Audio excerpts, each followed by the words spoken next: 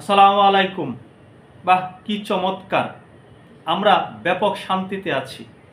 আমাদের বাংলাদেশে এই মুহূর্তে শান্তির সুবাতাস বইছে। কারণ হলো আমাদের দেশটা চালাচ্ছে শান্তিতে নোবেল বিজয়ী একজন মানুষ, ডক্টর মোহাম্মদ ইউনূস। তাই আমাদের বাংলাদেশের আনাচে কানাচে এই মুহূর্তে শান্তির বাসযাত্রা রোপণ করা হচ্ছে। যেদিকে তাকানো যাচ্ছে সেদিকে মব ভায়োলেন্স, যেদিকে তাকানো যাচ্ছে মানুষের মধ্যে উৎকণ্ঠা, মানুষের মধ্যে অশান্তি বিরাজ করছে। সমাজের একটি শ্রেণীর মানুষ এখন মানুষ খেকো প্রাণী হয়ে দাঁড়িয়েছে। এরা মানুষের রক্ত চুষে খাচ্ছে, মানুষের রক্ত না দেখলে ওদের ঘুম হচ্ছে না। আজকে মুরাদনগরে মা ও ছেলেকে গণপিটুনি দিয়ে হত্যা করা হয়েছে। আমাদের অন্তর্বর্তী সরকারের প্রেস সচিব শফিকুল আলম তিনি কয়েকদিন আগে বলেছিলেন বাংলাদেশে কোনো মব হয় না। তাহলে এটি কি? এই গণপিটুনি দিয়ে যে একজন মা ছেলেকে হত্যা করা হয়েছে, এটিকে তিনি কিভাবে মূল্যায়িত করবেন, কিভাবে আখ্যায়িত করবেন? আমাদের দেশটা এই মুহূর্তে শান্তিতে ভরপুর। যাই হোক, ঘটনাটা একটু বলি। কুমিল্লার মুরাদনগরে গণপিটুনিতে একই পরিবারে 3 জনকে হত্যা করা হয়েছে। মাদক কারবারের সঙ্গে জড়িত থাকার অভিযোগ তুলে তাদের পিটিয়ে হত্যা করা হয়েছে বলে জানা গেছে। আজ বৃহস্পতিবার সকাল 9টার দিকে উপজেলার বাঙ্গুরা বাজার থানার আকবরপুর ইউনিয়নের করাইবাড়ি গ্রামে এই ঘটনা ঘটে।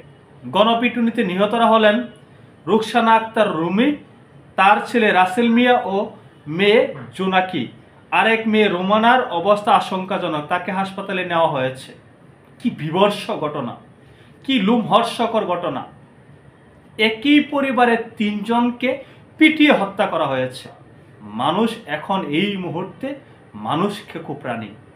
এই মুরাদনগর কুমিল্লা নিয়ে অহরহ আমরা সংবাদ পাচ্ছি।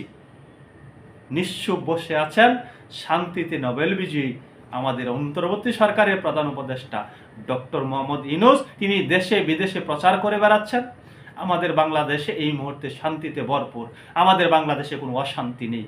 তিনি শান্তির বাসযাত্রা রোপণ করেছেন।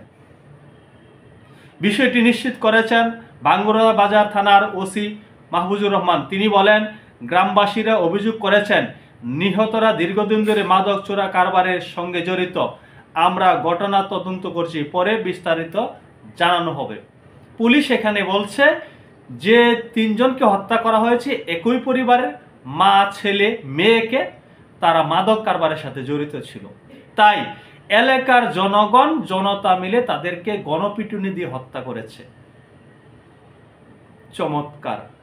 আইন আমরা নিজেরা হাতে তুলে নিচ্ছি, আমরা নিজেরাই বিচার করছি।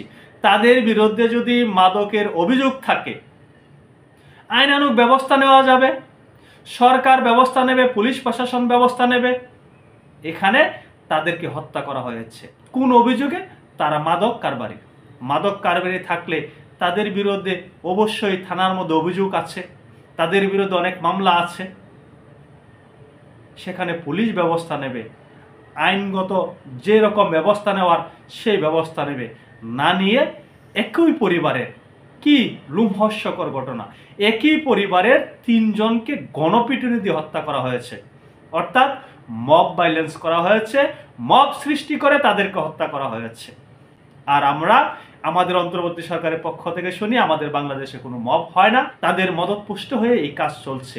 আমরা গতকালকেও দেখেছি, আমি কথা বলেছি, বিএনপির একজন নেতা বলেছেন এই অন্তর্বর্তী সরকারের প্রধান উপদেষ্টা এবং স্বরাষ্ট্র উপদেষ্টা তাদের নেতৃত্বে, তাদের আশ্রয় প্রশ্রয়ে আমাদের বাংলাদেশে এই ধরনের হত্যাকাণ্ডের ঘটনা ঘটছে। আর আমরা বলে বেড়াচ্ছি আমাদের বাংলাদেশে শান্তির সুবাতাস বইছে। সকলে ভালো থাকবেন, নিরাপদে থাকবেন। আল্লাহ হাফেজ।